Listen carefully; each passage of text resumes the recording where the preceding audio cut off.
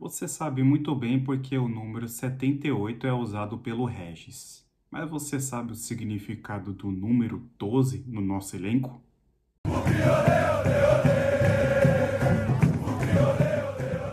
Salve, salve família Bugrina! Tudo bem com vocês? Por aqui tudo ótimo. Como eu disse aí no início do vídeo, você sabe muito bem porque o Regis usa a camisa 78, porque o número 78 é simbólico pra gente, né?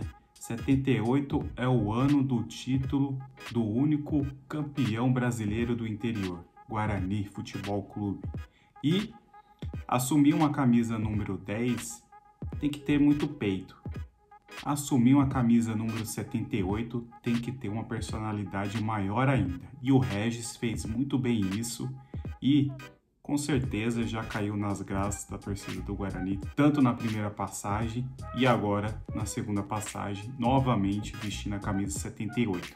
Mas você sabe por que o número 12 tem um significado grandioso em um jogador do Guarani? Vou ler aqui para vocês.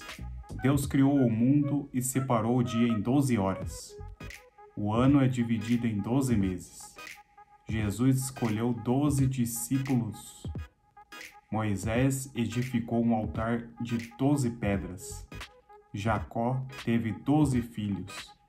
Israel teve 12 tribos. O rei Salomão tinha 12 oficiais. O rei Salomão colocou 12 leões na escada do templo. Jesus está assentado sobre 12 tronos. Jesus curou uma mulher após 12 anos com uma doença de fluxo de sangue. Jesus ressuscitou uma menina que tinha 12 anos.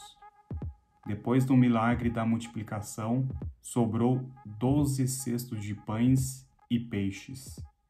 Jesus vai ao templo de Jerusalém com 12 anos.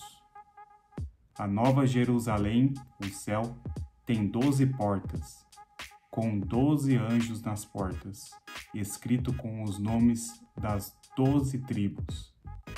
O muro da Nova Jerusalém tem 12 fundamentos, e neles os nomes dos 12 apóstolos de Jesus.